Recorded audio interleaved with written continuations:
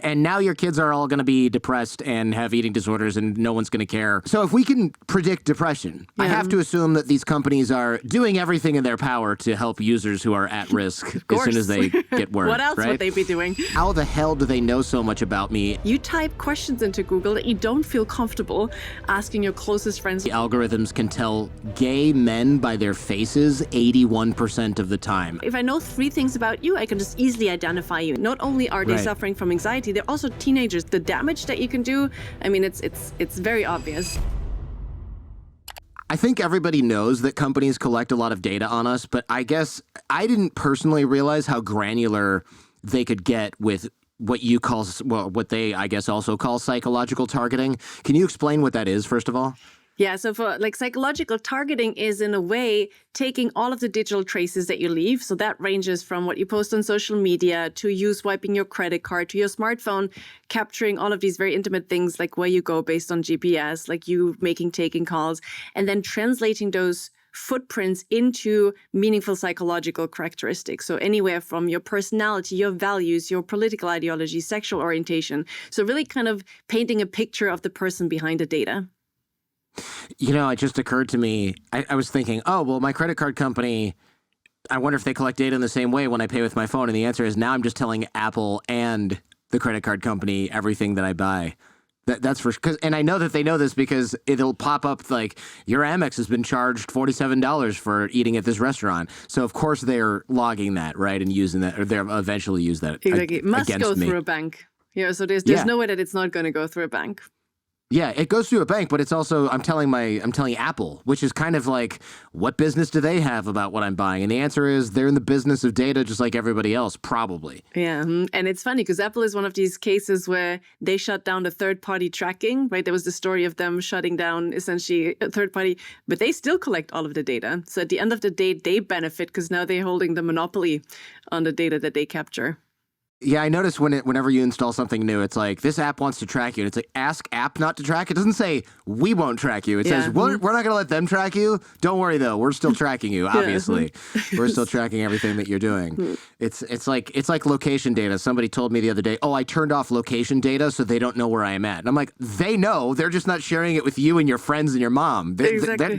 It's not like the FBI can't find you. Come on. And also, it depends on what you turn off, right? You might be able to turn off the GPS. You still are connected to the signal. You still need to be connected to a cell tower. Otherwise, your phone doesn't work. So the fact that you turned off GPS doesn't mean that you're not trackable.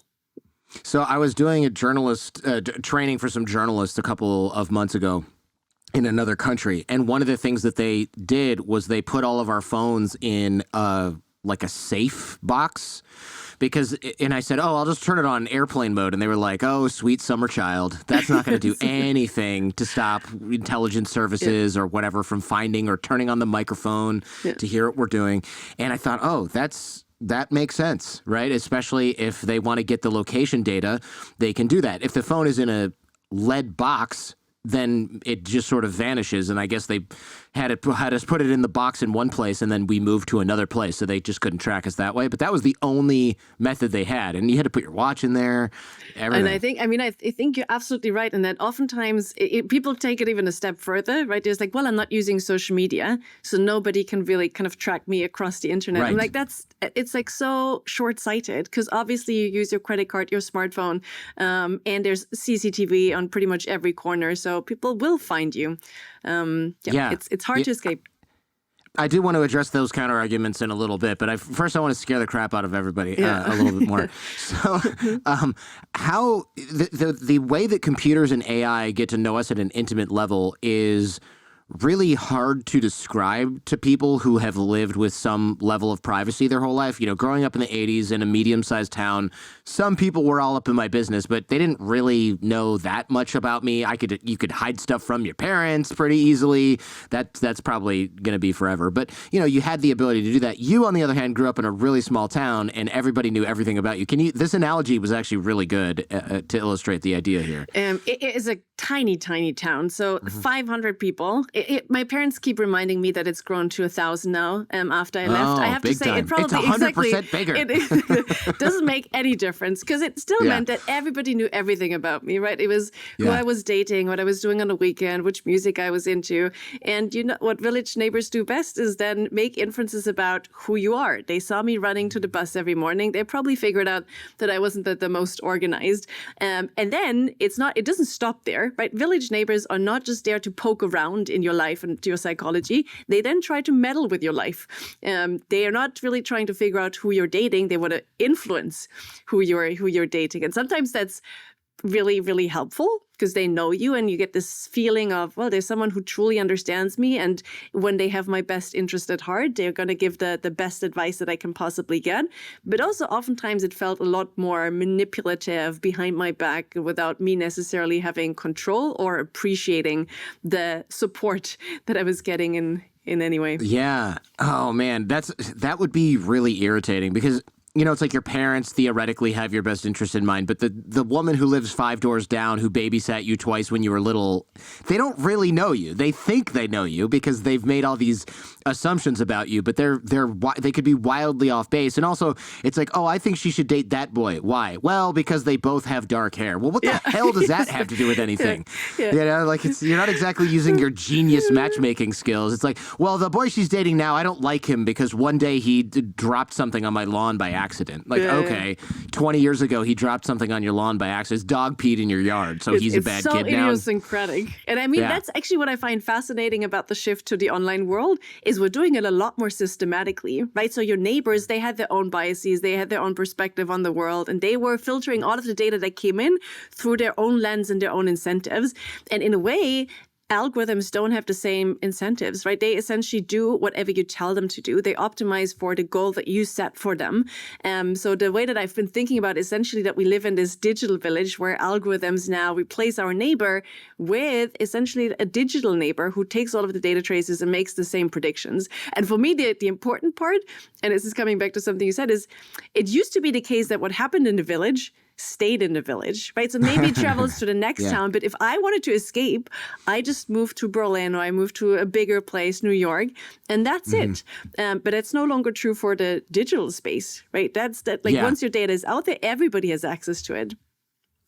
It's funny because people will ask me something like, wow, your life is really not that private because you have a podcast and you have this online brand. But the difference is I can, and I have been for the last 18 years-ish, thinking about what goes online because I realize, oh, well, if I post this, it's part of my brand. If I post that, it's part of my brand, whether I like it or not. Not that everything I do is branding, but it's just I'm consciously aware that like I can't start talking about, I don't know, buying a gun without people being like, well, you know, okay, so now you're this political, or maybe you're this guy, or maybe you're that guy, or maybe you're having a midlife crisis or whatever, right? You're doing something there. Whereas normal people, they post on Facebook and they go, I'm just telling my friends that I got a new rifle for hunting. But what you're doing is telling the entire world for all of eternity that you are now a certain type of person, maybe. Or with like 50% probability or maybe this person. You forget you posted that last Monday, but the algorithm never forgets that you own a Browning with a scope that you can use to shoot 100 yards. They will never forget that for the rest of your life. Yeah. And I mean, the thing is that even if you don't explicitly put this out there, right? So as psychologists, we think of data in two categories. One is these explicit identity claims, which is like posting on social media, right? That's you telling the world, here's a person who I am, here's how I want to see myself, and here's how I want other people to see me. Now, that's a very intentional signal that you're sending. But then there's also all of the other traces. You don't have to post about you buying a gun. I can just, by tracking your GPS records, figure out that you probably went to a shop where most people buy guns. And if you do this repeatedly or you go to a shooting range, then my assumption is, with like a high percentage accuracy, that you probably own a gun. And for me, that's in a way the very intrusive part that we oftentimes forget is that it's not just this explicit signaling. It's like all of these behavioral residue that we kind of create without really intentionally thinking about it. That's interesting. I hadn't even thought about the fact that you don't have to post it. It just comes out of the data exhaust or whatever they call it. Shoshana Zuboff, I think, calls it data exhaust, or maybe that's what the companies themselves call it, where it's like location data. Oh, we don't need that. And it's like, actually, now we can tell where this guy goes to lunch every day. Oh, that's useful. And we can advertise similar restaurants in the area. Like that all becomes useful as soon as they figure out what to do with the mess of data that they have, which is what AI is getting better at doing and these kinds of things.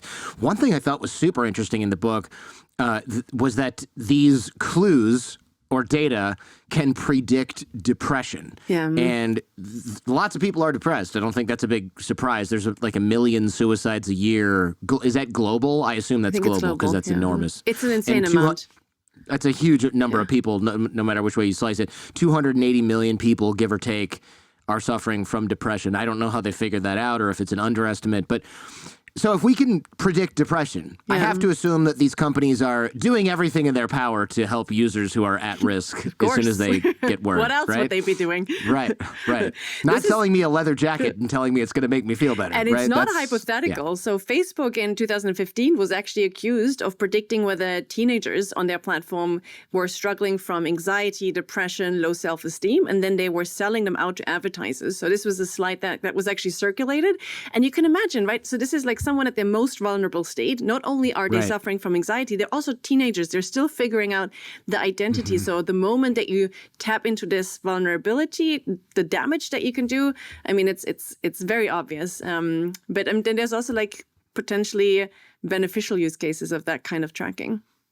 Well, it seems like that if you're not a complete psychopath, profiteer, I mean, I get it. Advertising to people is profitable. It seems like if you find out that teenagers are depressed, one of the best ways to get every parent on your side as a tech company would be like, hey, we got to notify the right people because we've saved, imagine this headline, Facebook saves 10,000 teenage lives per year with depression tracking, notifying, I don't know what you'd like, teachers or caring adults, parents, whatever, doctors, healthcare people, authorities, whatever it is, every year by tracking them online. Parents would be like, here's your new phone so that you can use Instagram because this is the only insight we really have into your life and they're keeping you safe. Yeah. As opposed to the current narrative, which is the complete opposite. 100%. And I was recently talking to a mother whose son attempted to commit suicide, and it's traumatizing, right? And for me, we actually have this opportunity there to catch it early. Because as you said, typically how it works is you enter a full-on depression, which first of all, even for an adult,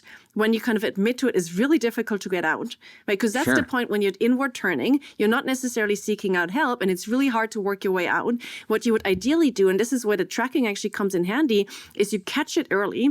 And what you can do with your phone, for example, is just looking at your smartphone sensing data is kind of maybe you're not leaving the house as much anymore as you used to. Maybe there's much less physical activity. You're not taking as many calls anymore. So there's this deviation from your typical baseline. And again, it might be nothing. Maybe you're just on vacation and you're having a great time. But it's like I can send you this early warning signal that says maybe to you, maybe to people you nominate, right? Maybe if I know that I have a history, which is oftentimes the case, suffering from depression, and I see this coming in the future, I could say, I'm going to nominate my spouse. And when this happens, I want you to notify me and I want you to notify my spouse. It's not a diagnosis, right? It doesn't replace a clinician coming in and going through all the questions, but it's at least one way of saying, just look into it. Maybe it's nothing, but to be on the safe side, why don't you try and get some support? And I think that's a total game changer. It seems like this would be so easy to implement because obviously they can trigger advertising if you're depressed. They could easily trigger an email, a phone call, a notification in your spouse's use of that app or whatever. Or it could literally just call the police, or there could be some sort of central way to handle this. It sort of surprises me that they haven't done it. Now, maybe that's naive because they're saying, you'd say, what, that's not profitable. Why would they do that? It seems like it would long term be such a massive PR win and create almost an incentive for parents to get these products in the hands of their children that it would be ROI positive. I don't know. What do I know? I mean, I'm not sure if I would actually so if Facebook were to offer this tomorrow, I still am not sure if I would want that. So I would rather have a dedicated entity that's not Facebook, right? Because Facebook has like all of these market incentives. It's kind of committed to, and you don't know what the leadership looks like tomorrow. There's this like saying in the book is like data is permanent and leadership isn't. So even if you had a CEO who kind of today thinks, well, we're going to use it to help people, who knows? The data is going to be out there and they could use it in very different ways tomorrow. So I'd much rather have a dedicated entity that doesn't even have to collect my data, right? There's now ways in which you can kind of track locally on the phone, and you just send me your intelligence that says, well, if these patterns show up, you alert locally on the phone, and I never have to even collect the data initially. Now, that's not Facebook's business model, right? Facebook's business model is kind of grab as much data as you can, and then you see how you can commercialize. So even if Facebook offered that, I personally would not trust them. I mean, I don't think I trust them, but this is because of what they do with the data that they're already getting. Right. If they years ago had said, hey, we can use this to target advertising. Hey, and by the way, this looks like you might be starting down the path of having an eating disorder. We're going to notify somebody who you told us to notify, or your school authorities. Then maybe we would have a totally different mixed opinion of Facebook. Instead of, remember early it was like, wow, I can keep in touch with all my friends from school. This is incredible. I know what my aunt is up to. I only talk to her like once a year. Now I see her photos every week. This is such a glorious product. I don't see what could possibly go wrong with this. And then it was like 2 years, 3 years later, it was, how the hell do they know so much about me? And why are they trying to influence what I purchase or the elections that we have? It was such a rapid downfall. Also didn't turn out to be connecting the world. So there's that. Yeah, exactly. So how many digital footprints do we leave each day? Can you take us through a typical morning? Because a lot of people, again, they're going to say, well, I don't post updates on Facebook, and I don't let the phone track my location, or I don't even take my mobile phone with me when I go to the gym. Whatever it is, they're going to have some sort of reason that this doesn't apply to them. And the amount of data we create is it's just insane. Mind-blowing. Yeah, so to start with, like, average person generates about 6 gigabytes of data every hour. That's just already just the sheer volume. And then when you break it down, it just really taps into all of these different parts of your daily routines in life. So if you wake up in the morning, probably what most people do is they grab their phone, which means that now, like, just you unlocking the screen means that someone knows you probably woke up, right? The phone was stationary. Maybe there was it was dark, so no ambient light. You didn't open it. Now, the moment that you unlock it, someone knows that you're up. Then you're checking websites, you're sending messages, so you kind of know exactly who's connected to whom, what you're interested in. You get up, my morning routine is essentially just going to the deli, getting a coffee and a croissant, which means that I swipe my credit card. Again, someone knows that I've been out kind of buying something in a specific location. If you have a Fitbit or like some kind of tracking device that counts your step, physical activity, also sees when you deviate from your routine, right? So if you have a typical routine and sometimes you don't do the same thing, people might have a sense that something is up. Cameras on the street, but even if you don't have a Fitbit, you don't take your phone with you on a walk or on the way to work, there's cameras, and with facial recognition, someone again knows what you do, where you go, and so on. So there's all of these traces. Your car now has like a gazillion sensors in it that track anything from your speed. Maybe you're kind of going over the speed limit. Maybe you're not a great driver. You're going from A to B. So this idea that it's just social media that is really tracking us, and coming back to Facebook, there's just so many data traces. It's really impressive when you think about it that way. To give people who aren't tech nerds an idea of how much data this is a MacBook Pro storage every week, or maybe 2 MacBooks. So if you bought a laptop, it'd be full at the end of the week or halfway through the week, depending on how much storage you get in that thing. And companies are storing this because that to me is, there's so many people. So are they really storing a terabyte of information are they storing 52 terabytes of data on me personally every week? Because where is all of that data?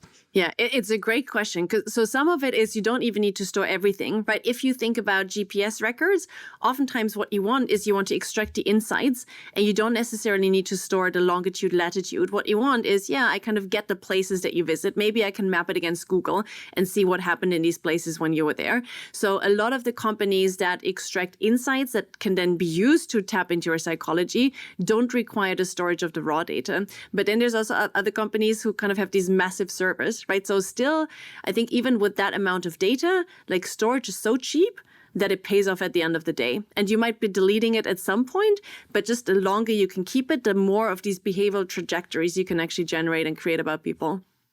Yeah, I suppose you don't really need every shred of data, right? If you have, say, someone's path that they walk every day to go get breakfast and then they go to the gym and then they come home, you can just say, it's basically this times 1,000, Yes. right? I mean, you don't have to, they don't have to get every time you cross the street. Yeah, you can even store, well, there was a deviation, right? So even knowing that, so if you kind of know, here's the typical, and now there's something that seems off, now you can trigger more data collection. So there's also ways in which you can say, we kind of see that it's a repeat pattern, and we're going to just break the data collection at the point that we see that it deviates.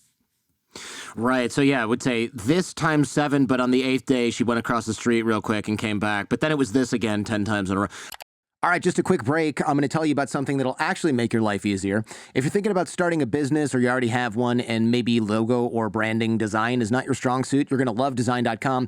With Design.com, creating a standout logo is as easy as it gets. You just pop in your business name and your industry, and in seconds, you're going to get thousands of custom logos to choose from. Every design is handcrafted by top designers and exclusive to Design.com, so you're getting something unique. Once you find a design that you like, you can customize the fonts, the colors, the layouts to make it yours. Then you download all those assets and you're good to go. And Design.com doesn't just stop at logos. They've got tools to help you create all of your branding materials, from website to social media posts to business cards, all perfectly aligned with your brand. If you already have a logo, you can upload it and you get instant access to thousands of design templates that actually match your brand's look and your color scheme. So this tool saves you a lot of time. It lets you focus on growing your business instead of getting stuck in the weeds with marketing materials. With a 4.8-star Trustpilot rating, Design.com is legit amazing. It's run by a friend of mine. The company's been around for a while. They really do care about their customers. Try it for free at design.com/Jordan. That's design.com/Jordan.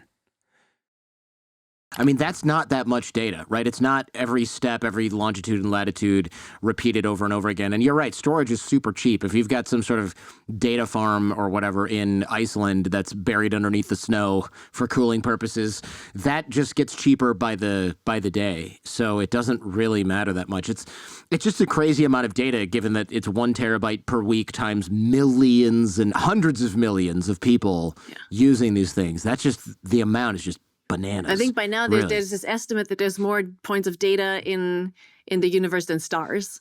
So to me, that's just like it's just insane if you think about it. It's quite impressive that there are that many stars. I mean, that's that whole also, mind-blowing how did they count? Sort of. That's already intriguing. Right? Yeah. I suppose it's all just math. It's way above my pay grade. Facebook knows us better than our closest friends and families. You wrote this in the book, and that is not terribly surprising. A little scary, because I'd like to think my family knows me pretty well, but Facebook does know me better. They'll show me some clothes where I'm like, oh, I have to buy that, even though I know objectively that I'm going to be disappointed as soon as it arrives and I find out that it was made by small children in Bangladesh or whatever. That sounds like me. My husband keeps making fun of me for that. It's just like I can't. I'm a total impulse buyer. But if you think about it, like, it's Facebook, but also Google. You type questions into Google that you don't feel comfortable asking your closest friends or sometimes even spouse, right? So it's not so surprising to me that all of the digital traces that we create can kind of paint this picture of who we are in a more accurate way than the people around us.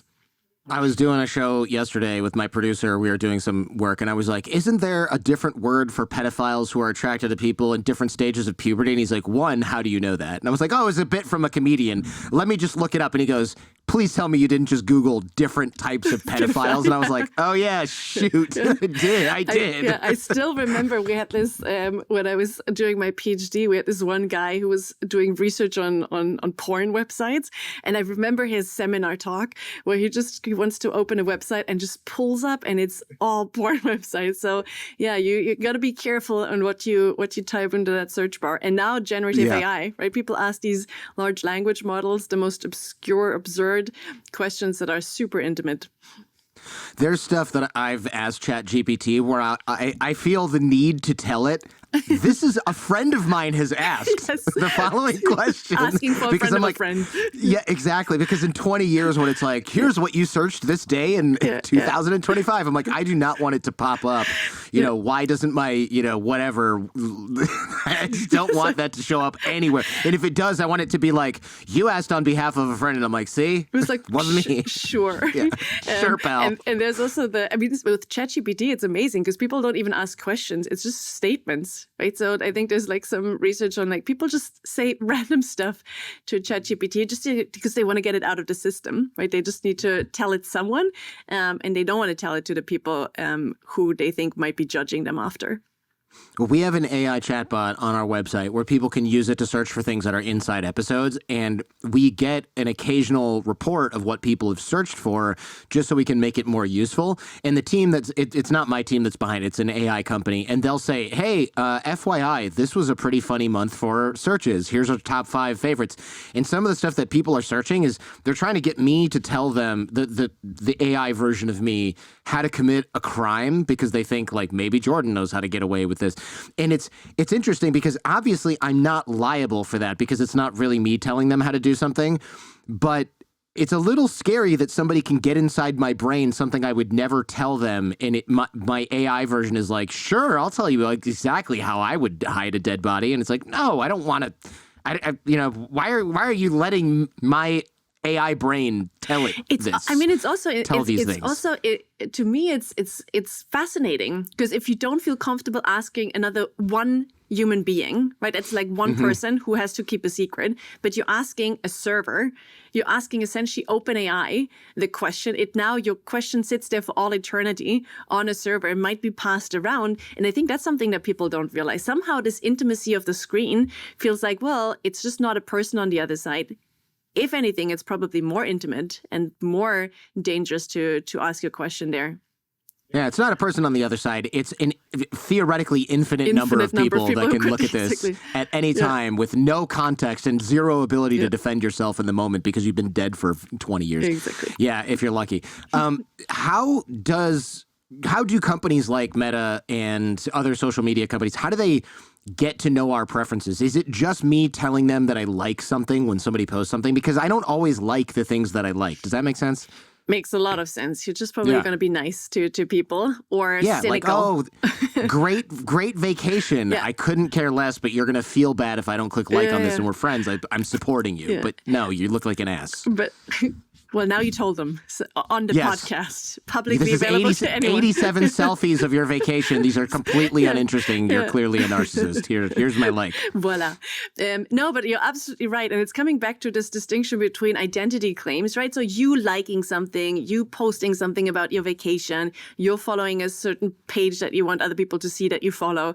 And those are all these explicit identity claims. But then there's all of this other stuff that they capture all the way from, well, you're kind of scrolling. How much time did you scroll through, kind of take to kind of just look a specific ad that they're showing you or a specific piece of content to here's like some of the more subtle nuances in the way that you use language. So kind of coming back to this topic of depression, for example, it's not just you talking about symptoms and feeling down and maybe kind of having these physical symptoms.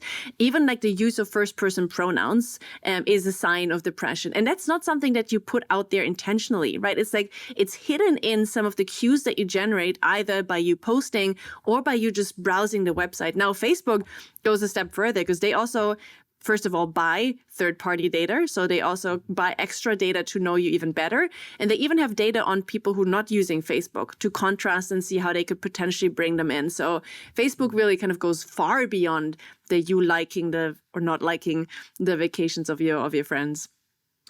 What was that about first person pronouns indicating depression? What does that mean? Because I'm not sure I understood. Yeah, it's actually one of my favorite examples in that space. It's essentially the use of first person pronouns, which is I, me, myself. What we know is that is empirically related to depression, so to kind of emotional distress. And I remember when I first heard about this, I was like, I don't understand why this makes sense. I would have assumed it's narcissism, as you mentioned, right? If you talk about yourself and your vacation and what you've been doing, what you've been up to, it's probably a kind of very self-focused, and maybe you're a narcissist. Yeah. But what we know is that it's a signal that you're currently very kind of focused on, why am I feeling so bad? How am I going to get better? Am I ever going to get better? And because we have this inner monologue with ourselves and we can't constantly control it, that just kind of creeps into the language. So it kind of people who are suffering from any type of emotional distress, they're just much more focused on the self, and that leaks into the language. And again, in your posts about vacation and everything that's going on, you don't explicitly, intentionally use first-person pronouns more when you're not feeling great. It's just something that leaks to the other side and leaks into your language. That's interesting. So in theory, that happens when we're talking to people in real life also? Or is this mostly online communication? Yeah. No, it's also talking in real life. And it's a pretty substantial effect, I think 40 times more than when you're not feeling depressed or emotionally distressed. 40 times more. Well, so that's interesting. That's unmistakable, I suppose. It's like pretty substantial. Wow. So in theory, even a smart TV or my phone, which is listening even if I don't want it to be, or my Amazon, what's the thing called? The Alexa thing? Alexa. Right. That could tell me if I'm depressed just by hearing what I'm talking about in the house or overhearing a phone conversation. And wow, it's 40%. So it's not 40 times. Sorry. So it's like, it's still 40% more. But you can still tell, right? And it's essentially, it's you thinking about, how am I going to get out of this? But yeah, it's just like this passive listening into not just what you're saying, but how you're saying it. You mentioned in the book that 300 likes, within 300 likes of me clicking on liking things on photos or whatever, the platform knows me better than my spouse. 65 likes, it knows me better than my friends. That doesn't seem like that much. It's so little. Right. So I remember when my colleagues published a study, I think the average, and this is 10 years ago now, the average number of likes was 230. So back in the day, the computer was already better than everybody except for the spouse. And you can very easily project into the here and now, where you have a lot more data, you have a lot more sophisticated models. So by now, the computer is probably better than the spouse. And again, like if it sounds like so intimate, but then if you think about the fact that a computer has access to the entirety of your digital life and some of the aspects that you're potentially trying to hide from other people, or you don't necessarily intend to signal, it's not as surprising. Yeah, that's not super surprising. I guess if you think about it this way, and I'm sure this isn't a one-to-one kind of comparison, but if I had to remember 300 things that my spouse likes at the same time, I don't know if I could do that. That's a lot of different things, right? How do they measure that? Is it like the newlywed game where you get asked questions and the computer just gets it right more than the spouse? Okay. Yeah, so in this case, it's actually you complete a questionnaire. So you tell us, here's how I think of myself when it comes to personality. And it's all kind of asking you about behavior. So how often do you enjoy socializing? To what extent are you making a mess of your environment? And then the spouse completes the same questionnaire, so on your behalf. So I think Jordan would answer, strongly agree to the question, I make a mess of things. Not sure. Hypothetically. Yeah, hypothetically, exactly.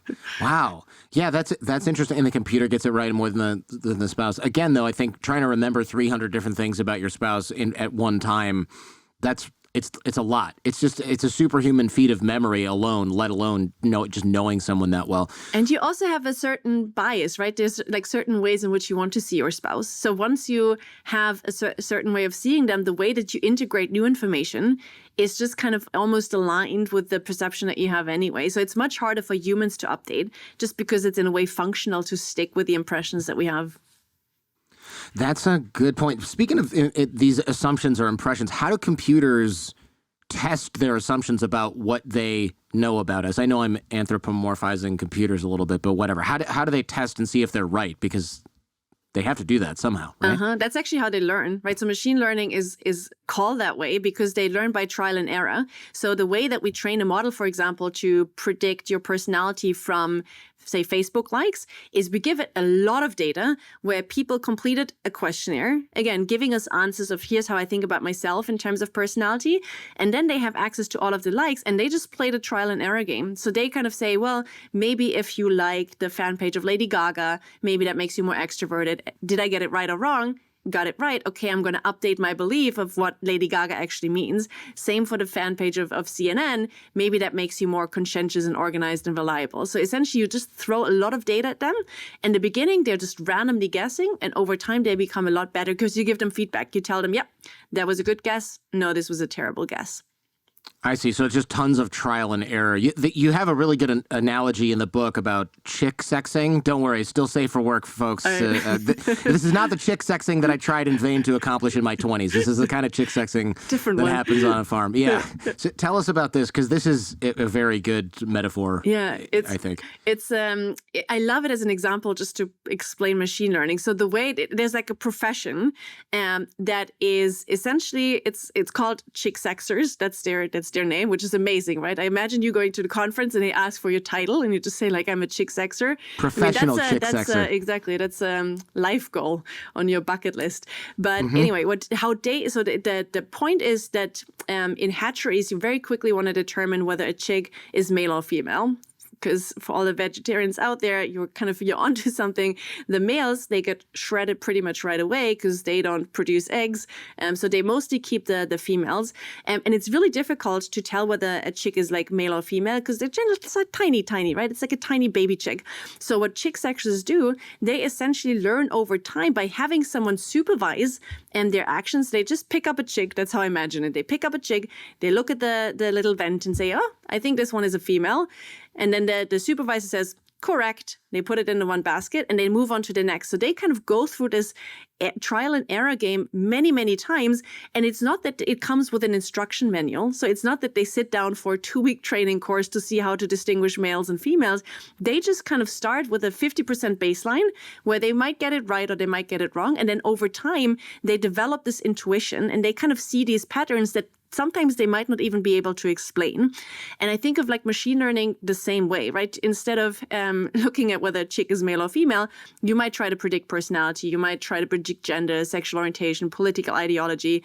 And the input is essentially people's digital footprints. And then over time, they just learn how to distinguish. Now, the interesting part is actually that this is how it used to be. So we used to train these models specifically by supervising them.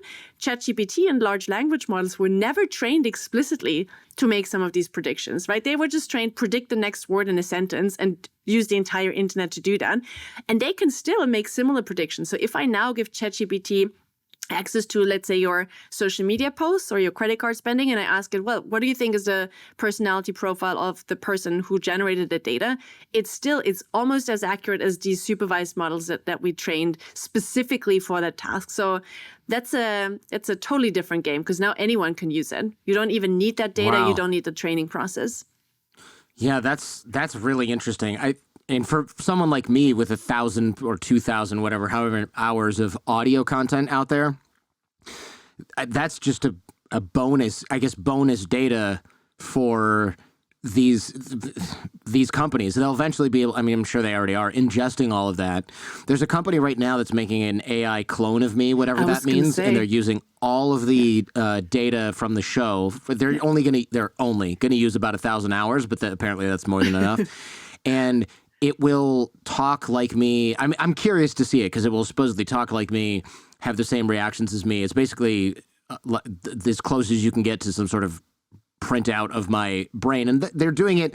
It's funny because it seems like such a waste to do it for me because the other people who have this are like Nobel Prize winners. And I think I'm just low hanging fruit because I have so much data out there that, and they're like, we probably don't even have to. Right? It's like people want to converse with other people who kind of they see and I was going to get there because I think to me that's the next level, right? So far we're talking about, well, we can make these predictions about your personality, but personality is helpful if you meet a stranger on the street and you know nothing about them, right? Knowing whether they're extroverted or introverted helps you understand how they might be thinking and how they might behave. But the people that you're really close with, like your spouse, for example, you don't think of them necessarily of like, well, she's the extroverted, open-minded. You kind of know them a lot more intimately. And I think that's what we're getting to with these digital doppelgangers. And then you can imagine once I have a second Jordan, I can ask many, many questions. I can ask, well, how do I best persuade you? Would you buy this? Do you like this? Maybe not. So how do I get you to kind of buy into this vision that I have or buy this product that I want to sell you? So I think it's just becoming more and more intimate. For us, I just feel like it just makes us so boring. I was talking to this New York Times column writer, and she wrote this article of how she outsourced for a week her decisions to AI in like a digital twin version of herself. And she's like, well, it was pretty good. It got it right like maybe 90% of the time. But it just turned me into this basic bitch where it was like always the same. Yeah. And that I can totally see, right? Like what it's trained to do is like, what is the most likely thing that Jordan is going to go say next? But what makes you unique is like, you don't always say the most likely thing. There's like, you still have like this unique element of like, well, depending on who's on the other side, you kind of come up with something new. So I think that's the world that I'm worried about. It's like, I don't want to be boring as a digital doppelganger. Or predictable or whatever, which is exactly what AI would, in theory, make you. At least the current AI could do it, because spontaneity is not really built in. Not yet, anyway. I found it really interesting that the algorithms can tell gay men by their faces 81% of the time. I feel like a lot of humans are good at detecting this, too. Isn't that called gaydar? Isn't that the whole idea? I remember so this is like research by one of my colleagues, and I remember that he sat me down and he's like, well, a computer can tell this like accuracy like of 80%. I was like, well, I can do it too. And then I tried and I was barely better than chance. So I think we oftentimes think that we know, and maybe I'm just particularly bad, but at least in their research, they show that it's not just me. Most people are actually much worse than they think. That actually makes perfect sense. I think the reason people think they're good at it is because when the really obvious examples come through, they're like, oh, I got that one. And it's like, yeah, the guy with the midriff shirt and walking a poodle in a sailor uniform. Okay, yeah, that guy's gay. You're real, good job, Columbo. But like the quote unquote normal looking person, and you find out they're gay, you're like, oh, and you just like didn't know that about Tom, for example. It doesn't strike you as you would have gotten that wrong. You just weren't thinking about it at all. So yeah, it makes sense that the algorithm would be better. But 81% of the time is really incredible. Yeah, and it's also, I mean, the scary part is I think we rely a lot on grooming signals, right? So we kind of the poodle or like the hairstyle, the shirt that you mentioned, this is all stuff that you can change. I think the core of the research, and I should say that this is quite controversial. So I think there's a lot of people questioning it. But I like the fact that you can tell it based on facial features alone, both for like sexual orientation, but also personality, that would really take the creepiness to the next level. Because you can you leave your phone at home, you can't leave your face at home. So for me, this is really like one of these, if this is true, and there are potential reasons for it to be true, right? So we know, for example, that like hormones, they inflate testosterone. Take testosterone. Testosterone kind of influences what your face looks like because it makes you more masculine, right? It kind of takes, but it also influences how aggressive you are. So the fact that there's like these, for example, hormones that shape both is not completely, completely delusional, I would say. And for me, that's really kind of extremely creepy. It is, although then it's like, and I'm like, we're tiptoeing on the line of something that's going to get me canceled, but whatever. It's kind of like there are plenty of aggressive, manly dudes who are also gay, but then so it's not just like, oh, well, look at this guy's cheekbones. He kind of, he looks effeminate, of course.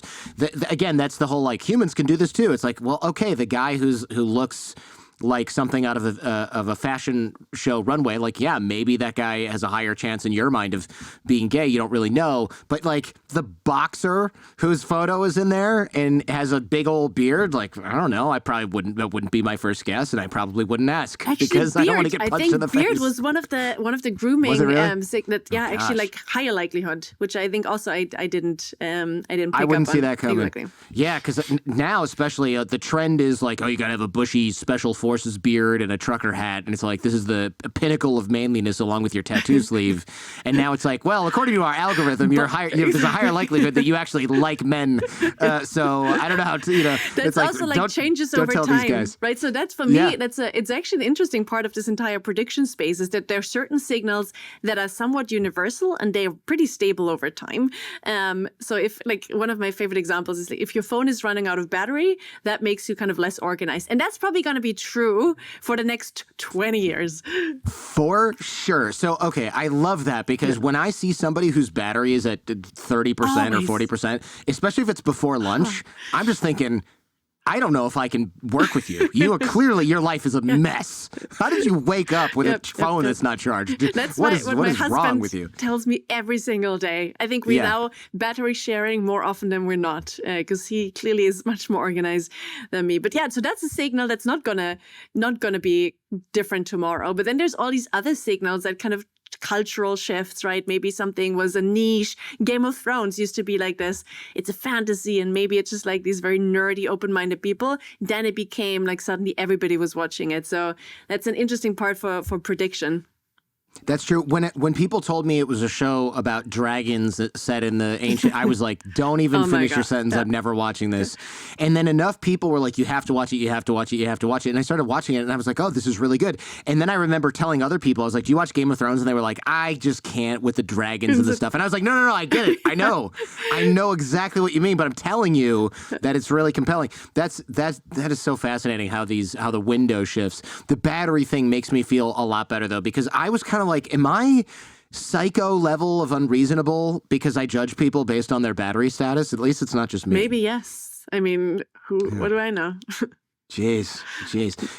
One great example of people prioritizing, I guess you'd say, online clout over real life is the amount of people that die taking selfie photos. Can we talk about this? Yeah, I can't remember the exact numbers, but it's an insane amount. It's like more than from shark attacks and other stuff. So and again, it comes back to this question of like, what are we doing this for? And I think there's this fundamental need of humans to just talk about themselves. So this is like why we see so many people posting on social media all the time, right? Like you mentioned it, it's like so annoying if your friend posts like 100 pictures that you don't want to see. But there's something that's inherently rewarding. There's research that I think is fascinating that shows that talking about yourself activates the same areas of the brain than having sex or taking drugs. So it just kind of essentially gives you this dopamine boost. I know. And that, like, if that's the case, it's not so surprising that a lot of people are like, I'm just going to use this time now, those 5 minutes that I have, and post something on social media. Yeah. So people are willing to give up money in experiments to just be able to talk about themselves. Good Lord. That's really sheds a lot of light on why I started a podcast. I had no outlet for anything anywhere else. Well, you have guests, so let's at least there's that. It's true. It's just kind of funny. It makes me think like, oh, okay, maybe if I'd done more drugs, this show wouldn't exist. Certainly, if I'd been able to have more sex, this show wouldn't exist. I'd still be a lawyer. So maybe I should thank my bad luck for that. It's very interesting to me that this phenomenon where, say, you're out with friends and you order some food. I have this, I don't know if it's a conscious rule, but I basically give 10 seconds for them to take photos before I start eating. Because if I start eating right away, I ruin it, right? But I'm also not going to wait 5 minutes while they get the right angle and the right lighting and they rearrange the food on the table. Like, I just can't. That's like the end of my tolerance for this. And I won't travel with people who take more than a couple of selfies because at each place. I get you want one or two. You went to a castle. It is impressive. It's really cool. But if you're trying different poses and different angles, like, I'm just leaving you behind. You can take an Uber. I mean, the food thing I never understood. And like, I don't, and it's not even like, you're never going to go back to these pictures, right? So yeah, you post them on social, but you're never going to go back and say, oh, I wish I could find this picture of the pizza that I had on 72nd Street. And we even know that if you, like, the moment that you take pictures, you actually reduce the likelihood that you are going to remember that moment, because you're now outsourcing your memory to your phone. It's like, okay, this is like on my phone. I kind of took a picture, so I don't need to remember it. So there is even something that's taken away by us taking all these pictures all the time. That's like how you get worse at math if you only use a calculator and you never try to add, subtract, or divide on your own. Yeah. Oh, that's interesting. I didn't realize that you would remember something less because you took a photo, because it's almost counterintuitive. I get the logic behind it. Your brain says, I don't need to remember this. I have a photo. But you would think that focusing on it for an extra few seconds, trying to frame it in your phone camera, looking at it longer, that would make you remember it more. But actually, it's the opposite. I think that's the old school. I think you're still coming from the generation where you had like 24 pictures and you're like, okay, this is like, that's something that's worth photographing. Whereas now it's a click, click, click, click, click. And I think it doesn't no longer has this like, well, it's like something that is worthwhile. And I focus like my attention on it. It used to be like $1 or $2 by the time you got the film, took it to Walgreens to have it developed, and waited however long you need, a week or whatever, 3 days to have it developed. It ended up being, I don't know, $1 or $2 in today's money, I suppose, or even maybe not even today's money. It was expensive. You're right. Now I've got a Sony over here that I got to film my kids and film events and stuff like that, and it holds. I think when I put the memory card in and it showed at the top, it was like, you can film 16 hours of 4K video or 9,999 photos. And I was like, oh, it just stops counting because there's probably 30,000 photos available and on it's here. like It's just 20 like, repeats. whatever. Right. So when we kind of back in the day, you're like, man, this is like maybe one of these moments where I should take a second one just in case. Yeah. Now you have like 10 by default. Oh, the new cameras that are out there for sports photography, I think when you hold the button, first of all, it sounds like some kind of machine gun from Terminator, but like it'll take, I want to say 100 photos in a second or something like that at maximum speed, which is great if you're trying to catch a jumper at the peak of their jump at the Olympics and you want to get the perfect moment of them going over a bar or something like that. That's when it makes sense. But when you're taking a picture of your kids deuce in the potty at home, it's like your kid just before they're smashing their head into the wall. Yes, I think that's what you capture. Yeah. Yes, I want the wave in the skin of the forehead skin when it smashes into the drywall. Yeah. Just as a memory. The good old days. Exactly. Oh my gosh. Tell me about Facebook status updates and word clouds. I miss Facebook updates. I mean, maybe they still exist, but it used to be, and I know I sound old AF when I say this, AOL Instant Messenger. Do you remember that? Did you use that? I do. And ICQ man. ICQ, right? You had your away message and you're like, I got to think of something creative and fun. Like off days, you just pick a quote from an author you like or something. But on days where you think of something really funny, you put that in there and everyone's checking everyone else's away message all the time to see if there's and it was like, if you could do that day in and day out and make it fun, people were like, this guy's smart, right? And Facebook, the original Facebook status updates where you just typed in the box what you were doing, that was like almost like a status game for good writers in college. And it was also informative. I think right now we're just posting, first of all, anything and like pictures of food. And so it's kind of lost, I think, its appeal. But there's still, and it's not just Facebook updates, right? You can think of like Facebook status updates as the same of like you posting on Twitter, even in a way Instagram. So the pictures that we take in a way tell the same story, right? You can write about you going on a vacation or you can post a picture of you on vacation.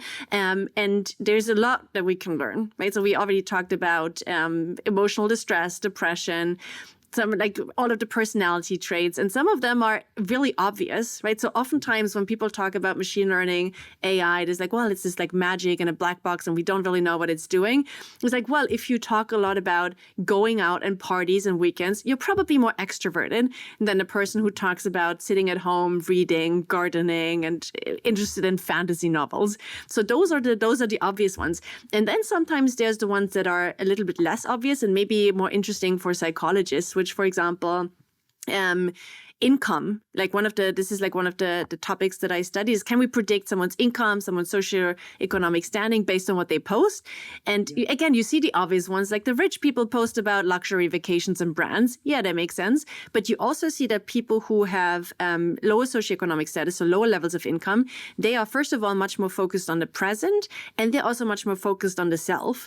And it's not that they're, again, like these narcissists that just only can focus on the here and now. It's just freaking damn hard to think about the future in anything other than how do you make your kind of ends meet if you don't have that much money. So there's all of these things, that these subtle cues that we can parse out when we look at people's kind of what they talk about, that are actually interesting beyond just prediction. Yeah, how the rich and poor talk online is actually quite fascinating. The idea that poor people, quote unquote, I know that's not the proper term, but people who have lower socioeconomic status or people who are really having trouble making ends meet. I mean, can we just say poor? If you can't make ends meet, you're not doing so well. I mean, I actually feel like that if we use labels, that it's right, like labels matter.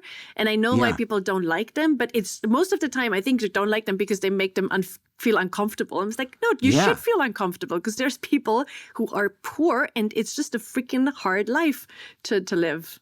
It's tough, and I never thought about that because, of course, if I saw somebody who only talked about themselves and things they were doing that day, it would seem to me that they were not thinking long term because of some character defect or they're not smart enough or something like that. But now, of course, it makes total sense that if you can't think far enough in advance because you're just trying to literally feed your kids, or like you don't have gas to get home from work or to work. Yeah. And you're that poor, it's not necessarily a character defect or you having screwed up your life. And with rich people, is it really that obvious that they just talk about luxury brands and vacations, or are there some more subtle cues that out people as high socioeconomic status? Because I can't name one single time where I've been like, just getting back from my business class flight to Turkey and staying at a 5-star hotel. Here's my dinner. I just don't do that. Yeah. I mean, it's probably, I mean, some of them are more subtle, right? It's oftentimes the opposite. So if people, like poor people talk about like the present, you might be like more future focused. So it's like, it's always a contrast the way that these models work. But I do think that the majority of people, even the fact that you talk about you going to the Seychelles or like to an exotic place just means that you have to have like right? You don't have to be bragging about like going to the 5-star hotel on your next vacation. The fact that you can afford to fly, maybe kind of outside of the country, which most people haven't done in a lifetime, that alone is an indication that you're doing pretty well. That is a good point. I hadn't even thought about that necessarily. The fact that most people, there's still a stat that something like less than half of Americans have a passport or something like that. And that alone, I suppose, you don't have to say I'm going to a 5-star hotel in the Seychelles. You just have to go, you just have to say, immigration is so slow in, I don't know, India. Okay, well, you went to India, right? Even though you're complaining about something. It's first world. And probably if you're complaining about that, it just kind of gives you an extra boost in socioeconomic status. That's a good point. Yeah, I suppose if you're just excited that it's the first time you've ever left the country, you're not complaining about immigration status. You're like, I can't wait to eat after I get out of this 6-hour line. You're just excited to be there. I thought it was quite fascinating, another word I overuse, about how these algorithms can tell if you're extroverted or introverted. You mentioned based on likes, if you like fantasy novels or if you like going to music festivals, that makes sense. There was a theory in the book or a hypothesis in the book that attractive people become more extroverted and outgoing because of the attention they receive as kids. Yeah. That makes a lot of sense. Or is that just pure speculation? No, this is actually, that's a real research finding. And it kind of comes back to what we talked about earlier with your like face signaling potentially parts of your identity that's on a psychological level, right? So like we talked about testosterone kind of being related to aggression. This idea that like your environment responds to you in a certain way, right? If you're kind of this beautiful kid, perfectly symmetric face, blue eyes, and constantly smiling, people around you are probably going to be a lot more kind of appreciative, and they're going to talk to you and they're going to approach you a lot more often.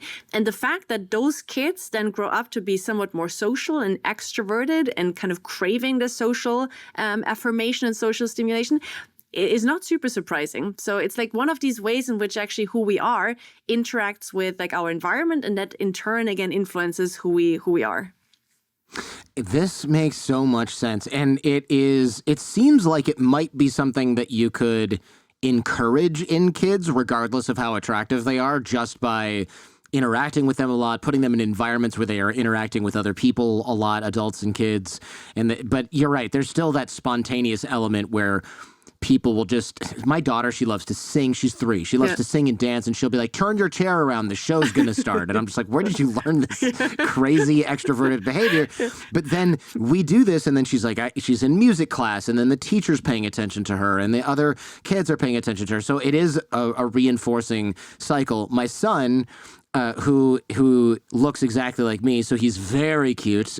He's obviously he has it in sort of an almost like a negative way, where he's like, whenever I do bad things, people pay attention to me at school or otherwise, and I'm just like, oh no, this is not the reinforcing that you were of hoping this. for. This is not what we want. We want him to be reinforced when he's good, but he is not shy at all. It's crazy. He talks to the cops when they're here. He just has no fear at all. And I mean, the interesting part is also like, I think the way that we oftentimes think of personality is like it's the static, like you're either extroverted or you're introverted, but it's actually kind of a lot more dynamic than I think even even personality psychologists assumed a couple of years ago. So it's not just that you can develop over the lifespan, right? So most of us become nicer over the course of less neurotic. So there's these trends that we see when people get older, but we also kind of very much fluctuate across situations. So your son, depending on what the feedback is, might be kind of more reserved or more extroverted. So I think there's also something that when we kind of interact with our kids, and I just had a kid, so he's 1 year old, I just constantly think about how do I expose him to these different situations where sometimes I kind of tell him look, it's totally okay to be quiet and sit in the corner and kind of just think for yourself for a second. But then also I want him to kind of have these other situations where he can be a lot more outgoing. So I almost think of it as this repertoire where you have a certain tendency, right? There is a pretty substantial genetic component to personality, but then there's also you being able to adjust to different contexts. And I think that's something that we can teach kids and even tell them, look, if you behave differently across situations, that doesn't make you hypocritical. That can still be this authentic version of yourself. It just means that you're adjusting to whoever is on the other side or what the context requires.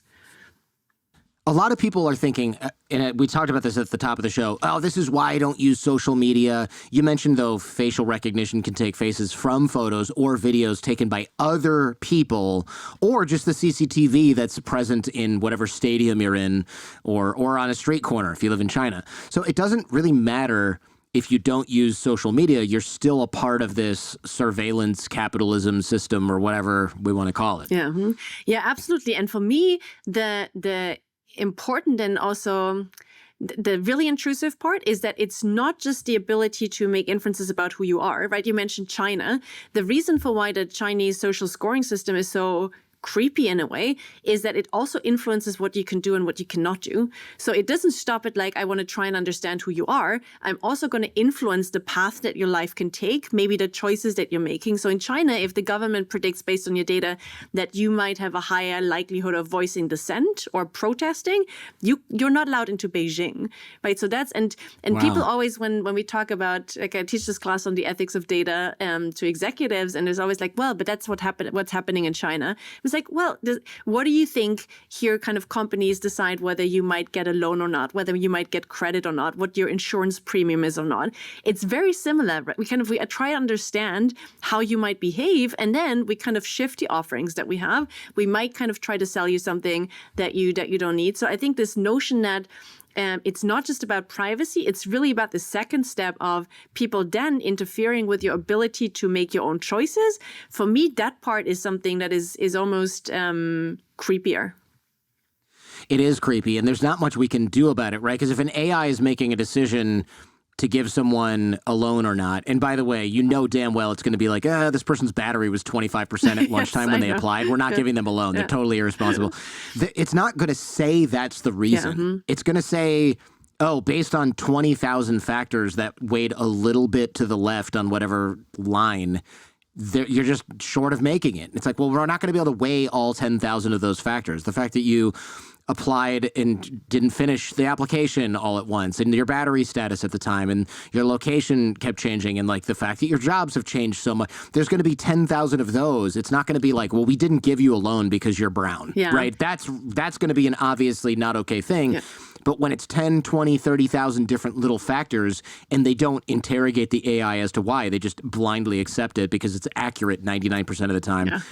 That's where we start to run into these problems. Yeah, and they might all be related to some of the protected categories, right? If we know that some of the behaviors that we show are related to you having lower socioeconomic status or to your ethnicity or to your sexual orientation, then you don't need to capture that category because it's somewhere embedded in the traces that you leave. So, and it's really hard. To some extent, I think on the global level, when we try and understand what are these models doing and are they potentially discriminating against people, I still think that there's something that we can actually do to probe. Right? Oftentimes people say, well, we don't know what the models are doing because it's these complicated neural nets and we just can't open a black box. Well, you can still look at the output. Right? If you're kind of thinking about, well, are we going to give people a loan or not? And you just see that none of the women, just making this up, none of the women are getting any loans and none of the women are getting hired into technical roles. well, maybe then that's something that the model is picking up on, right? So even if you don't fully understand what it's doing, you can always look at the predictions and see, is there anything that we see among the categories or the social demographics that we want to protect that seems to be off in terms of how often we kind of do the thumbs up that the person gets the loan or gets the job. Yeah, that's going to be a tough nut to crack, I think.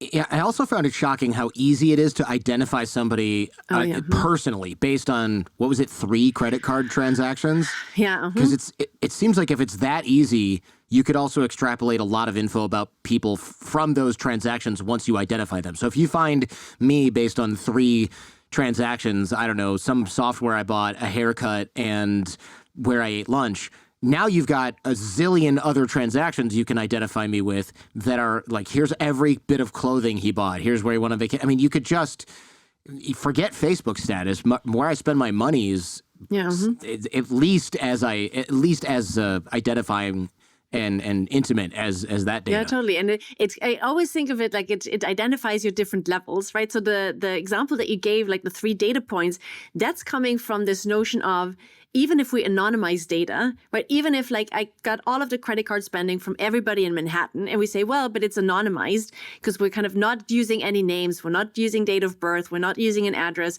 because your spending signature is so unique, right? Almost like a fingerprint, that it's very easy. If I know 3 things about you, I can just easily identify you in there. And then you're absolutely right. It's like, if you think of identity at the next level, it's not just that I know, well, it's Jordan. Now I can also make inferences again about, well, maybe you're like the impulsive person because you're constantly paying late fees, and maybe you're not the most organized one. It's again something that might or might not show up in my own spending records. So it's almost, and it's also like one of these things where like oftentimes people say, well, but your online selves, they're so curated, right? And like if you wanted to be like a more organized and reliable person online, you can do this because you just control. Yeah, that's true for some of them, but my phone's still running out of battery and I'm still paying these late fees. And if I wanted to be someone completely different across all of my different kind of digital traces, I would probably actually become that person at some point if I was changing my lifestyle entirely. So yeah, totally. Yeah, those people are just looking at the photo where it's like, look, I just woke up and I'm in full makeup and I'm in my yoga gear sponsored by Alo. That's what people mean by curated, but you can't fake the rest of it. The fact that like you said, your battery's low, your late fees are half your credit card transaction, you have a massive balance from month to month that keeps running because you can't pay it off. Like that stuff you can't really hide. You can put on a brave face, you can put a shellacking veneer over what it is, but you can't hide from the company. They know you're full of crap. And I have to admit, I pat myself on the back a little bit when you said in the book, well, the person who buys gym equipment and then donates to charity is somebody, like an example of somebody who has their shit together. Whereas this other person, and I was like, oh, I looked at my credit card statement and I was like, what have I done? Okay, I spent $500 on gym equipment. Oh, there's my Amnesty International donation. Yes, and I was like, I'm a good person according to the data. Science doesn't lie. Yeah. Well, like a personality psychologist would say, there's no good or bad traits. There's just some that are more socially desirable, right? So, I mean, take it to the extreme. Like if you're like super extremely organized, you're turning into my husband who is like super sweet, but also borderline OCD. We just moved and there's a gazillion boxes in the apartment, right? So there's like, it's just like everything is completely disorganized.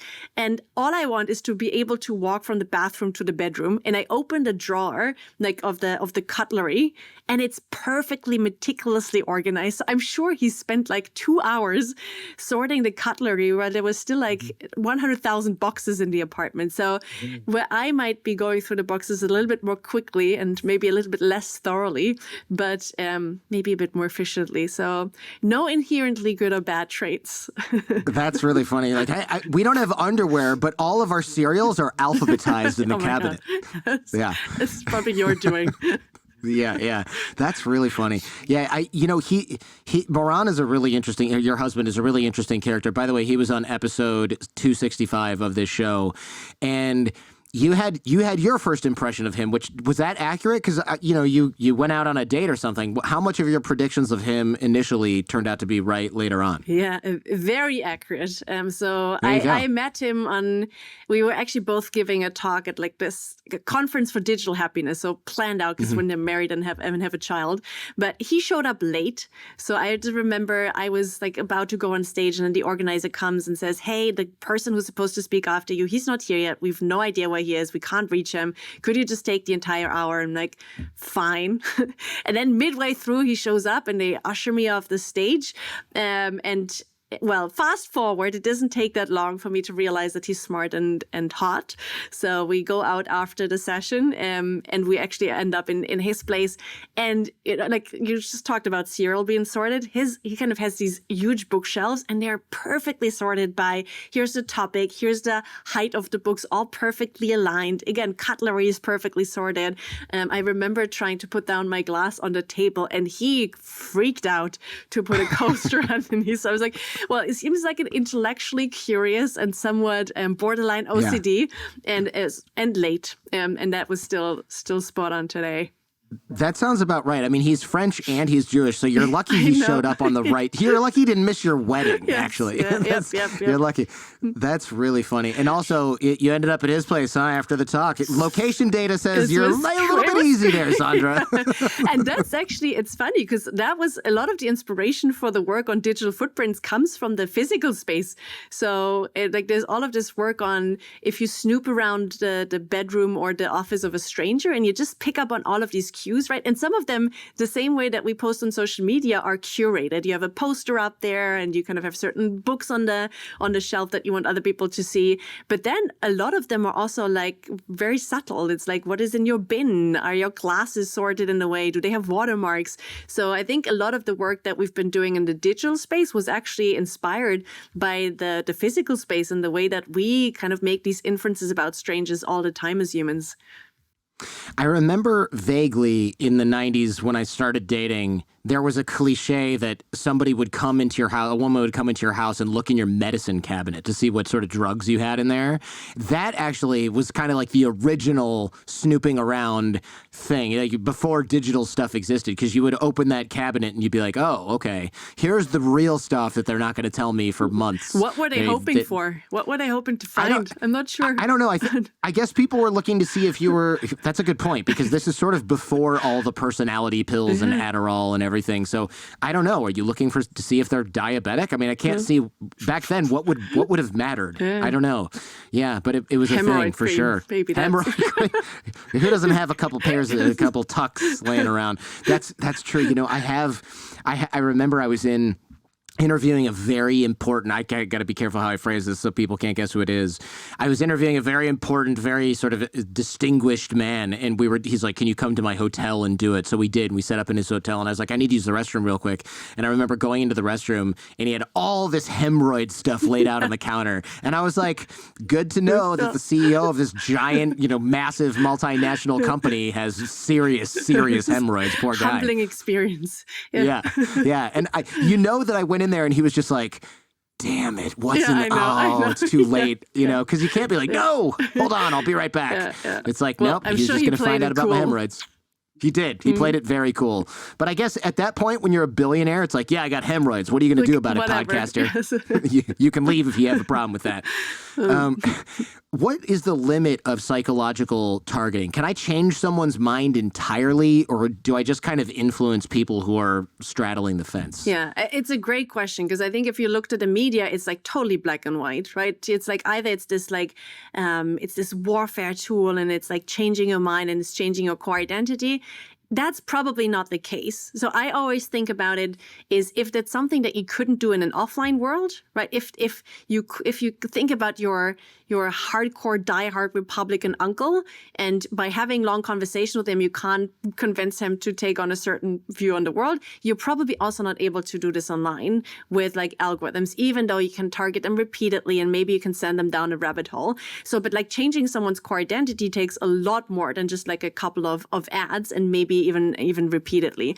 But the thing is that it usually doesn't even need that, right? Oftentimes it's like our choices are kind of small ones that we're not even aware of, like what's the cereal that you choose, like what are you deciding to wear today, what are the news that you're kind of trying to read, and where does that take you in terms of how you think about the world. So oftentimes when I think about influencing behavior, it's like these small changes, the same way that we do this in an offline world, right? Again, kind of coming back to kids, like humans are born to do this. Kids know exactly how they talk to their mom to get the candy as opposed to their dad. And it's not that they're kind of by doing so change who the other side is. It just kind of makes it more likely that they behave in a certain way. And for me, it's like it's kind of this, we're taking what we've been doing for centuries in an offline world and we're just applying it at scale.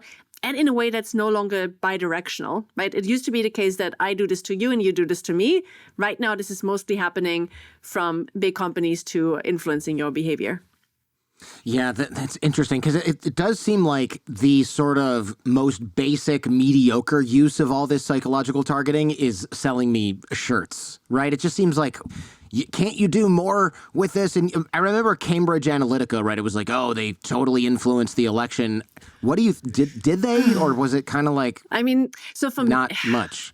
I mean, did you swing an election and you convinced a diehard Hillary supporter to suddenly kind of stay at home and not vote? Probably not, right? But could you maybe have influenced some of the people who were not sure if they wanted to go out and vote, and maybe you caught them at the moment where they were really scared about immigration and you changed them from a Democrat to a Republican? Probably. I think the point of Cambridge Analytica is it wasn't necessarily even something that new, right? Political campaigns have been using data for a long, long time. And Obama was celebrated for the use of like, well, there's someone who's trying to understand their constituents and kind of try and see what they're interested in like about, like what do they care about? How do I talk to them?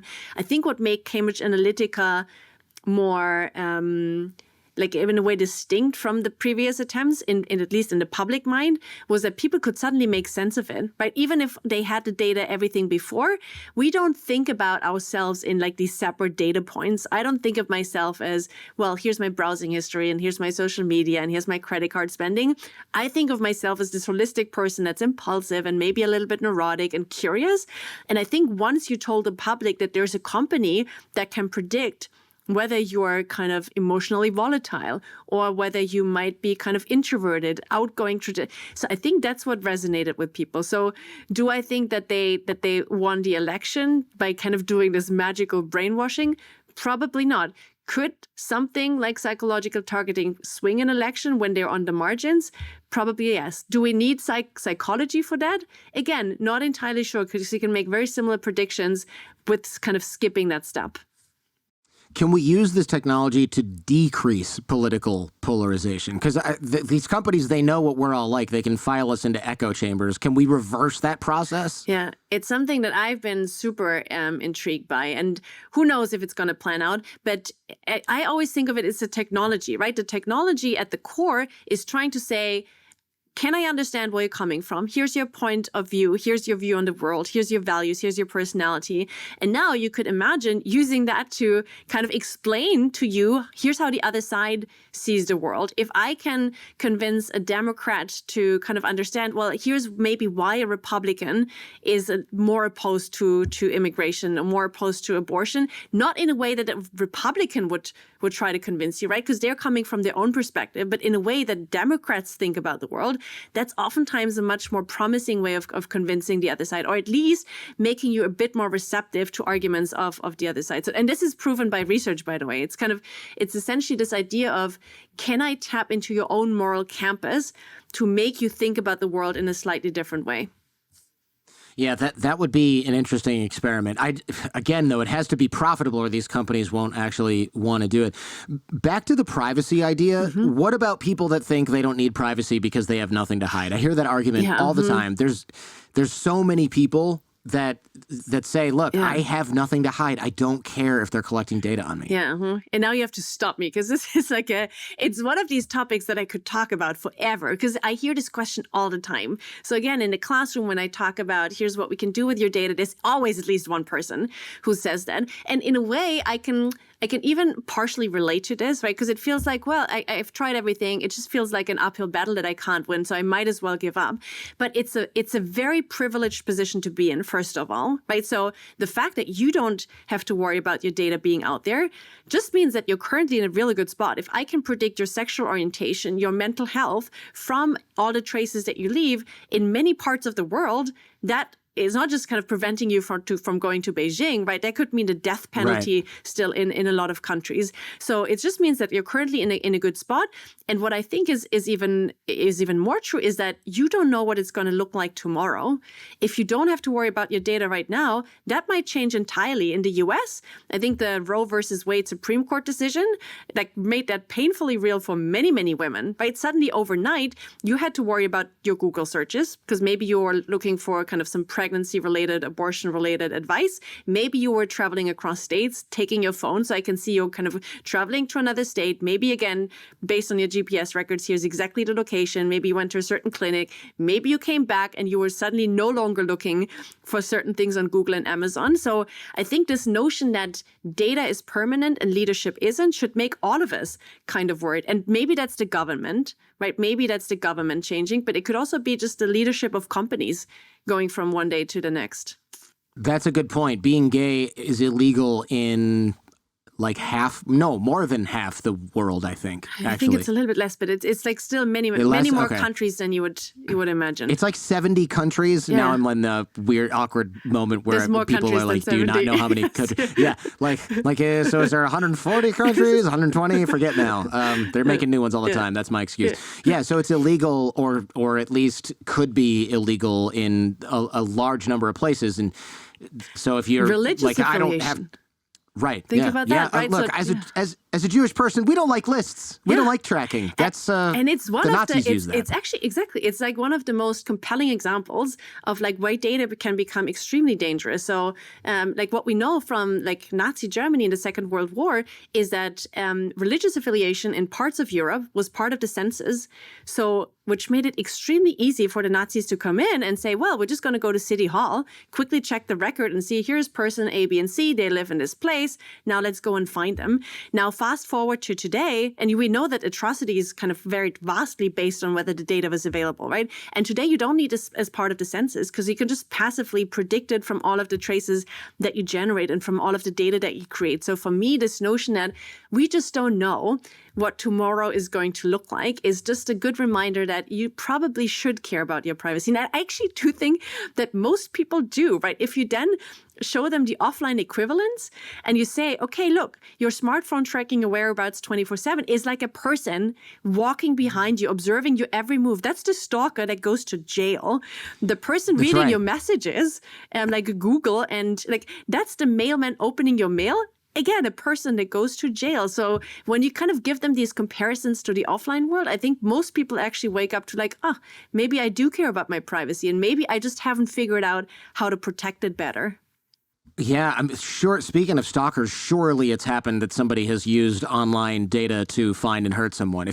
I'd be shocked if that hasn't happened multiple times already. And it's actually led to legislation. It's like a very interesting example. There's this case of a judge in New Jersey whose son was actually tragically murdered by someone that she kind of persecuted before. And they found the data online, got it for like, I think a couple of dollars from a data broker, found her home, had like this entire dossier on her and her family, murdered her son because she wasn't there. And that led to legislation that's now protecting judges from their data being out there being kind of sold by data brokers. And to me, it really raises this question, if we think that judges should be protected based on their data, why not protect everybody else, right? I think there's many other people who you would kind of be worried about people getting their hands on your data and then tracking you down.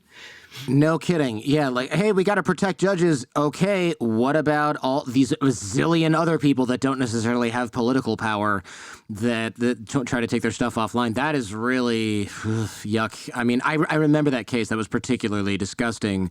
And I get that judges are in a more vulnerable place than a lot of other folks, but what about all the other people that are in a similar place? I mean, you got prosecutors, sure, okay, part of the legal system. What about police officers? Okay. What about teachers that dealt with people, or disciplinarians in the school environment? I mean, there's so many. Or just like, maybe I don't want a stalker either. Yeah. How's that? Anyone, right? You're a surgeon, Come you on. make a mistake. So there's always the worry that someone at some point has beef with you and is trying to track you down. So I think it's anything that we apply to a part of the population where we're worried about data, I think should apply to everybody. How do we do this? I know the book goes into detail, so we don't need to go into like the weeds too much. But one of the ideas you had was preventing companies from getting too many data points. Why is that a good idea? I mean, so one is that I think of it as a puzzle, right? So if we think about what can I learn about a person based on their data, we talked about social media just being this curated one, and then your smartphone sensing giving us a different angle. And you can imagine that once you put all of these pieces together, you get a much more accurate reading of who that person is. So if you're a company who can fill every single letter in the alphabet with a subsidiary, you can imagine that they hold pretty much this entire picture of who you are. So one example, and I'm certainly not the first one to suggest that, right? Scott Galloway, Tim Wu have been saying this for years, is if we could break up the tech monopolies, there would at least be a way of not having them capture this entire picture of who you are.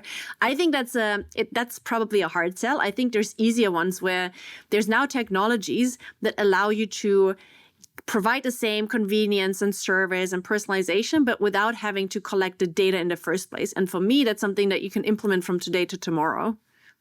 Are you going on Scott Galloway's show? Love to. Not yet. Yeah? We'll see. Not yet. Yeah. You'd be good for that one. I should say something, because I feel like this is a conversation he would love to have as well.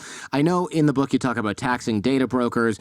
I liked your idea of, and this is very European, and I cannot see how it would happen here, but God bless you, data co-ops, where essentially we all own our data. How would this work? Because that's like crazy talk to us Americans, that we would own our own data. It's both owning the data and then collectively managing it. So the idea of data co-ops is saying, well, there's people who have a shared interest in using their data. That could be like my favorite one in Europe is one that looks at patients suffering from MS.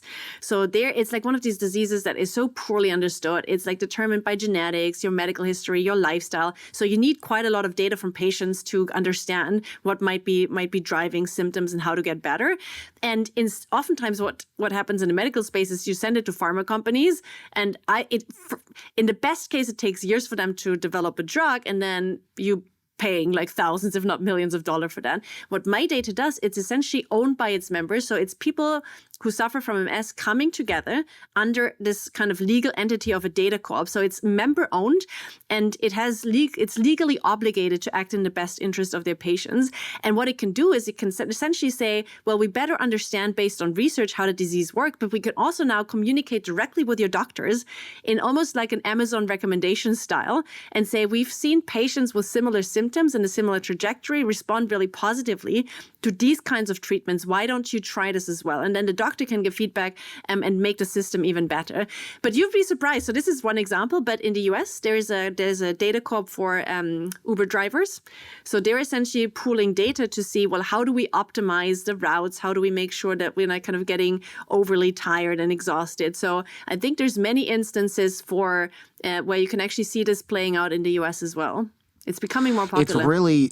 It's really encouraging, because it seems like something that would be almost impossible, right? Like, oh, well, you're giving the data to Facebook, so they're not going to share it.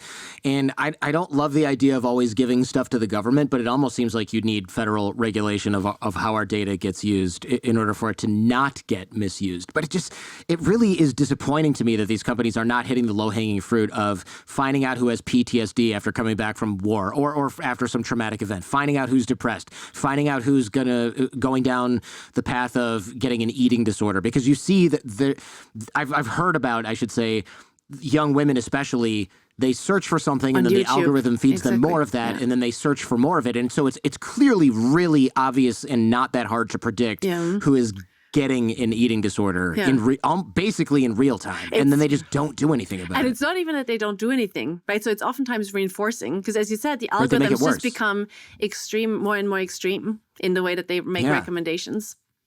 Are you hopeful for the future of how this looks? Because I hate ending on a sour note of like, and now your kids are all going to be depressed and have eating disorders and no one's going to care except for us on this podcast. I mean, I think you have to. So I constantly oscillate between being totally depressed and then kind of thinking about it in a more optimistic way. And I've been called naive like so many times by people who kind of say like, well, we're all doomed. Why are we talking about these positive use cases?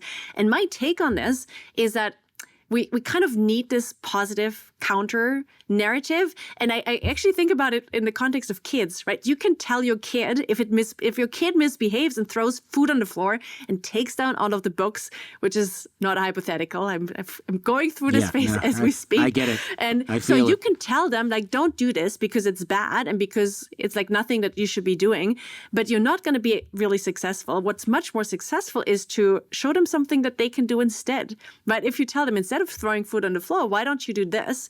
The chances that you're going to change that behavior is much, much more likely. And I think about that the same way in the context of technology. Yeah, we can say, here's all of the challenges. And yeah, do we need more regulation? Probably. Should we get rid of some of the abuses? Absolutely. But I think if we kind of think about the overall trajectory of technology, if we don't have these positive, here's what you should be doing instead, I think we're never going to get there. So maybe we're not going to end up with this utopian future that I sometimes have in mind, but I do think we need these positive visions to kind of even get us started. Thank you so much for coming on the show, and thank you for your work. Really interesting book. You had a great narrator. You have a great voice. You should have narrated your own book, but the person they found also did a really amazing job. Amazing. Yeah. Well, they wouldn't let me. So they wouldn't let you? That, no. Is it because I think because of I'm accent? non-native speakers. I think they were worried that it was going to take me forever to record. I don't know. I know. I don't know, man. I feel like I could have pulled it off, you should narrate right? the next one. Yeah, you definitely. Well, what they offered is they now have a male and a female narrator, and you can pick. And I'm like, that's a total overkill. Who needs that? Just pick one. Yeah, no, that's totally not needed at all. I agree. Anyway. Do you dream in English most do. of the time, or do you dream in German most of the time? Yeah, okay. So I feel like that's usually the tipping point. So for me, when I was learning German, it was like once I started dreaming in German, I was like, oh, I actually speak this language. And then you have these subconscious funny mind dreams where like you kind of everybody speaks English and you feel like you just don't know how to say it in English. And then like, what is your brain who kind of makes everybody else in your dream speak English? And suddenly it just of tells you that you don't speak the language. It's amazing thing, the brain. My thing was dreaming, thinking of something to say, not knowing the word in German and going, oh, I'm dreaming because otherwise I would know this word, and then getting up, turning on the light, looking at the dictionary, finding the word, and then going back to sleep and continuing the dream. It was like a needle coming off the record where I'd be like, how do I not know this word? Oh, it's in German. Oh, I'm dreaming in German. That's because I'm dreaming. I'm asleep. I got to wake up and find this word, and then I can continue. It was such a weird thing. It happened all the time. I don't think I've ever done that. Not Really? not organized enough. I'm like, I'm going to look it up tomorrow. It's gonna yeah, never happens. Yeah. No, I would wake up instantly knowing that I can't continue. I can't finish the sentence in this while I'm flying on a dragon. I need to know exactly what I'm doing. Sandra, thank you so much. Really interesting episode of the show. Thank you so much. Thank you so much for watching. If you like this conversation, you will love our episode with Google DeepMind co-founder Mustafa Suleyman. We talk about the AI arms race and how this pivotal time in technology can lead to lots of good or lots of bad. You can click the box that's on screen now to go there and start learning how to get ahead of everyone else as AI becomes increasingly common around the world.